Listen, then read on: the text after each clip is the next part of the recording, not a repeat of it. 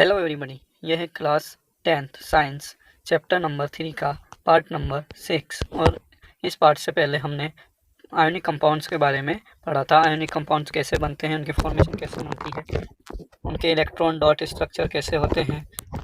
अब इस वीडियो में हम पढ़ने वाले हैं आयोनिक कंपाउंड्स की properties of ionic compounds. To learn about the properties of ionic compounds, let us perform the following activity।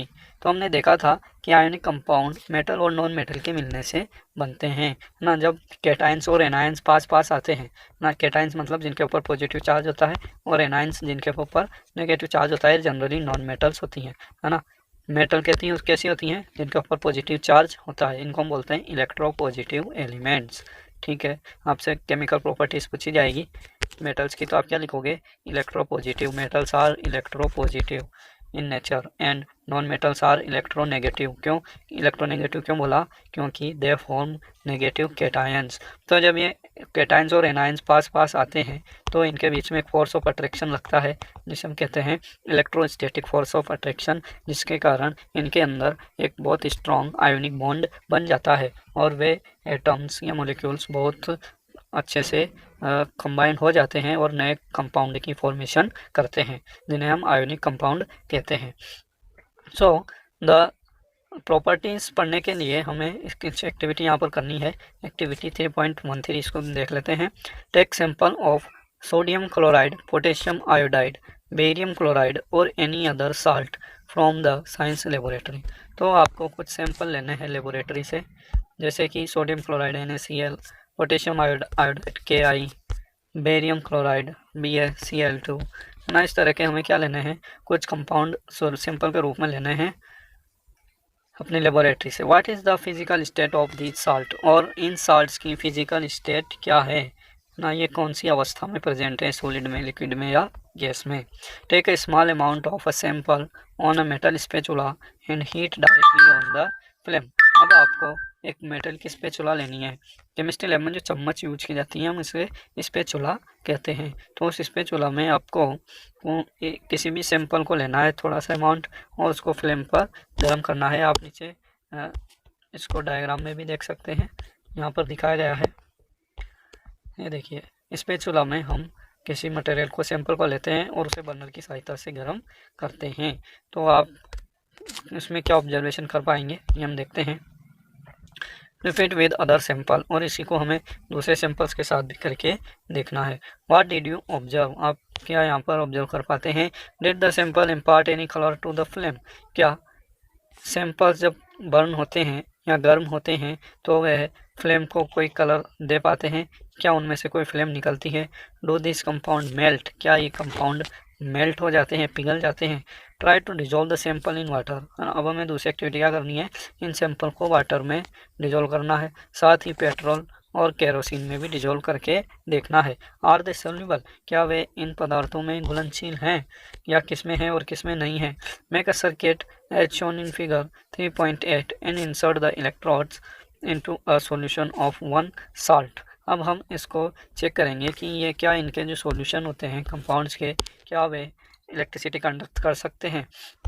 तो हम एक साल्ट सॉल्यूशन लेते हैं, है ना, जिसको कोई भी हमने साल्ट ले लिया, उसका हमने वाटर में सॉल्यूशन बना लिया और उसको हम एक बैटरी से कनेक्ट करेंगे, है ना। एक को नेगेटिव टर्मिनल से कनेक्ट करेंगे। हमने 2 ग्रेफाइट की रोड यहाँ पर इलेक्ट्रोड के रोड रूप में ली है ना। तो जो नेगेटिव से कनेक्ट होती है उसे हम कैथोड कहते हैं, और जो पॉजिटिव टर्मिनल से कनेक्ट होती है उसे हम एनोड कहते हैं। तो आप ये भी ध्यान रखें, कैथोड और एनोड आपके अभी काफ़ी आने वाले हैं बार बार, तो अच्छे से याद रखें। जो नेगेटिव से कनेक्टेड है वो कैथोड और जो पॉजिटिव से कनेक्टेड है वो एनोड होता है।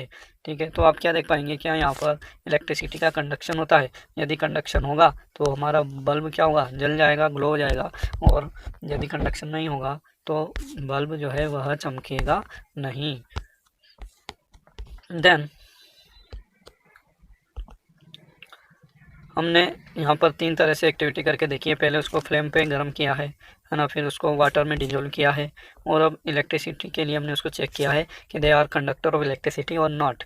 What is your inference about the nature of this compounds. तो इन कंपाउंड्स के नेचर के बारे में आप क्या अपना अनुमान लगा पाते हैं और क्या अवधारणा बनाते हैं। यहाँ पर टेबल 3.4 में मेल्टिंग और बॉइलिंग पॉइंट्स दिए गए हैं कुछ कंपाउंड्स के, जो कि आयोनिक कंपाउंड्स के हैं। NaCl, lithium chloride, calcium oxide, magnesium chloride, ये सब हमारे क्या है, आयोनिक कंपाउंड है, या सिंपली हम इनको साल्ट कहते हैं। तो देखिए इनके मेल्टिंग पॉइंट बहुत हाई है ना, 1074, 887, 1045, 2850। तो इनके जो मेल्टिंग पॉइंट होते हैं और बॉइलिंग पॉइंट होते हैं, दे आर क्वाइट हाई, ये बहुत अधिक होते हैं। इसका मतलब ये आसानी से पिघलेंगे नहीं। इस पे चूल्हा पर जब हम गर्म करेंगे तो यह पिघलेंगे नहीं, और ना ही फ्लेम में कोई कलर ये प्रोवाइड करेंगे। साथ में they are dissolve in water, ये वाटर में सोल्यूबल होते हैं, लेकिन केरोसिन और ऑयल में डिजोल्व नहीं होते हैं। ठीक है, और जब हमने कंडक्टिविटी की बात की थी तो उसके बारे में भी हम आगे पढ़ने वाले हैं। वैसे आपको पता है कि आयोनिक कंपाउंड्स इलेक्ट्रिसिटी को अच्छे से कंडक्ट करते हैं।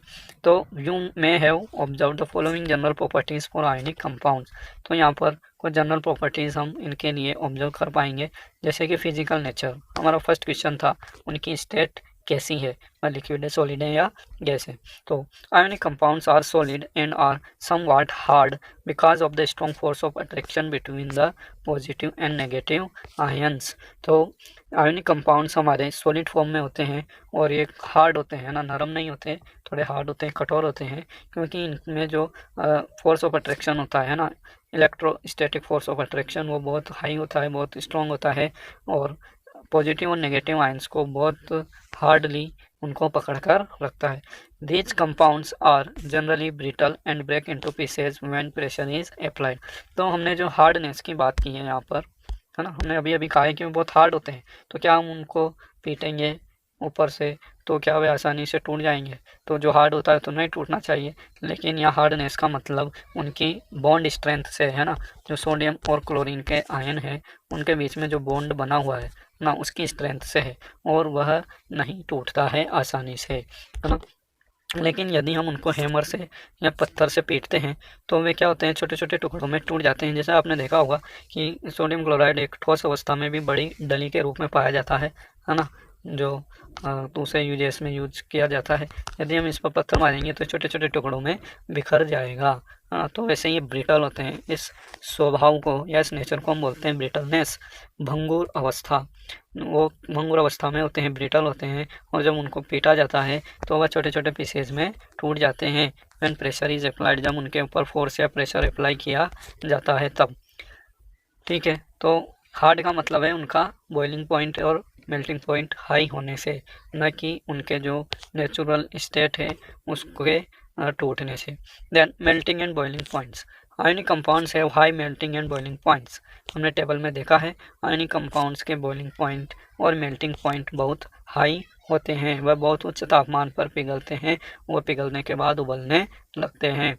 See table 3.4। This is because a considerable amount of energy is required to break the strong interionic attraction, है ना। तो किसी भी पदार्थ का यदि बॉइलिंग पॉइंट और मेल्टिंग पॉइंट बहुत हाई है ना, तो इससे हमें सीधे सीधे एक बात पता चलती है कि उसमें जो आयंस में या कंपोनेंट्स में जो फोर्स ऑफ अट्रैक्शन है वह बहुत हाई है ना। और यदि हाई अमाउंट ऑफ एनर्जी हमें चाहिए तो इसका मतलब ये निकाल सकते हैं कि हमारे जो बॉन्ड है वह बहुत स्ट्रॉन्ग है, इसीलिए वह पदार्थ आसानी से पिघल नहीं रहा है। सोल्युबिलिटी। देन सोल्युबिलिटी मतलब विलेयता, घुलनशीलता। Electrovalent compounds are generally soluble in water and insoluble in solvent such as kerosene, petrol, etc.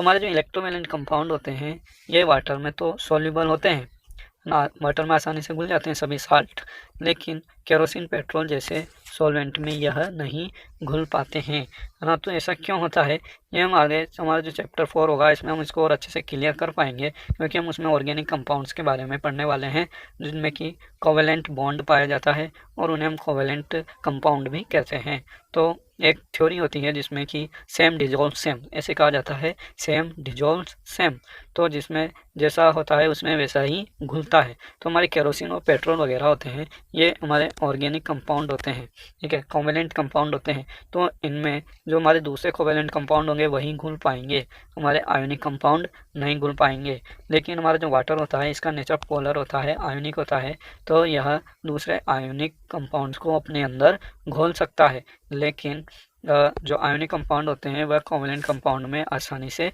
नहीं घुल पाते हैं या बिल्कुल नहीं घुल पाते हैं, हम ऐसा कह सकते हैं। देन कंडक्शन ऑफ इलेक्ट्रिसिटी, क्या आयोनिक कंपाउंड के सॉल्यूशन इलेक्ट्रिसिटी का कंडक्शन करते हैं? The conduction of electricity through a solution involves the movement of charge particles. तो यदि किसी सॉल्यूशन में इलेक्ट्रिसिटी का कंडक्शन हो रहा है तो हमें पता है कि वहाँ पर आयंस का मूवमेंट हो रहा है। यदि आयंस का मूवमेंट नहीं होगा तो इलेक्ट्रिसिटी का कंडक्शन भी नहीं होगा। अ solution of ionic compound in water contains ions which move to the opposite electrodes when electricity is passed through the solution। तो जब हम आयोनिक कंपाउंड का सॉल्यूशन बनाते हैं तो उसमें जो आयंस होते हैं, जैसे वाटर में सोल्यूबल होगा हमारा आयोनिक कंपाउंड, उसके आयंस अलग अलग हो जाएंगे और वे आयन अलग अलग इलेक्ट्रोड्स की तरफ मूव करेंगे। पॉजिटिव की तरफ नेगेटिव वाले जाएंगे और नेगेटिव की तरफ पॉजिटिव वाले आयंस जाने लगेंगे। तो अगर वे ऐसा करते हैं तो हम कहते हैं कि electricity is conducting when electricity is passed through the solution। ionic compounds in the solid state do not conduct electricity। तो यदि हमने एक ऐसा कुछ बड़ा पीस लिया साल्ट का, है ना, ये साल्ट का पीस है हमारा, एक हमने इधर इलेक्ट्रोड जोड़ दिया पॉजिटिव और एक इधर जोड़ दिया नेगेटिव, तो क्या इसमें इलेक्ट्रिसिटी का फ्लो होगा? तो यहाँ पर इलेक्ट्रिसिटी का फ्लो नहीं होगा, है ना। इलेक्ट्रिसिटी का फ्लो कब होता है? जब हम इसको बहुत अच्छे से वाटर के अंदर डिजोल्व कर देते हैं तभी हमारे इलेक्ट्रिसिटी का फ्लो होता है, ये हमने पढ़ लिया है, ठीक है। तो सॉलिड फॉर्म में आयोनिक कंपाउंड्स इलेक्ट्रिसिटी का फ्लो नहीं कर पाएंगे, लेकिन हमारे जो सॉलिड सॉल्यूशन के फॉर्म में यदि हम उनको रखते हैं, है ना, यदि हम उसका सॉल्यूशन बनाते हैं वाटर में घोलकर, तो वह क्या कर सकते हैं? इलेक्ट्रिसिटी का कंडक्शन कर सकते हैं। Ionic compounds in the solid state do not conduct electricity because movement of ions in the solid is not possible due to their rigid structure. Solid का स्ट्रक्चर रिजिड होता है, कठोर होता है, उनमें आयंस का मूवमेंट नहीं हो पाता है, इसलिए वह इलेक्ट्रिसिटी का कंडक्शन नहीं करता है ना। तो यहाँ पर एक क्वेश्चन भी बन जाता है हमारा कि why the ions do not conduct electricity in its solid form ना। तो सॉलिड फॉर्म में क्यों नहीं करेंगे? क्योंकि सॉलिड फॉर्म में आयंस का मूवमेंट नहीं हो पाता है, लेकिन ये एक सॉल्यूशन के रूप में करेंगे क्योंकि वहाँ पर आयंस का मूवमेंट हो पाता है, तो इस पर भी क्वेश्चन बनता है। But ionic compounds conduct electricity in molten state. पिघली हुई अवस्था में या सॉल्यूशन के रूप में आयोनिक कंपाउंड्स इलेक्ट्रिसिटी पास करते हैं। This is possible in the molten state since the electrostatic force of attraction between the oppositely charge ions are overcome due to the heat, है ना। मोल्टन स्टेट में, पिघली हुई अवस्था में, इनमें जो इलेक्ट्रोस्टैटिक फोर्स ऑफ अट्रैक्शन होते हैं आयंस के बीच में वह टूट जाते हैं, कम हो जाते हैं। किसके कारण? क्योंकि हम उसको गर्म कर रहे हैं, वहाँ पर हीट दे रहे हैं। हीट करेंगे तभी तो कोई चीज़ पिघलेगी, तो हीट देने का मतलब वहाँ पर हम उसके जो फोर्स ऑफ अट्रैक्शन होते हैं मॉलिक्यूल्स और आयंस के बीच में उनको हम तोड़ रहे हैं, और उसके कारण उसमें जो मॉलिक्यूल्स हैं या कंपोनेंट्स हैं या एलिमेंट्स हैं, आयंस हैं, वह अलग अलग हो रहे हैं। दस the ions move freely and conduct electricity. इस तरह से आयंस आसानी से मूव करते हैं और इलेक्ट्रिसिटी पास करते हैं। फिर हमारे कुछ इंटेक्स्ट क्वेश्चन आ रहे हैं। इंटेक्स्ट क्वेश्चन के लिए मैं अलग से एक वीडियो बना रहा हूँ और बहुत जल्दी आपको मिल जाएगा। इसके बाद हम ऑकरेंस ऑफ मेटल भी पढ़ने वाले हैं और ये हमें नेक्स्ट वीडियो में पढ़ने को मिलेगा। आपको ये वीडियो कैसा लगा कमेंट करके बताएं, और आपने चैनल सब्सक्राइब नहीं किया है तो अभी तुरंत जल्दी से इसको सब्सक्राइब ज़रूर कर लें ताकि आपको समय पर नोटिफिकेशन वगैरह मिलती रहे। Okay, thank you, keep learning and keep watching.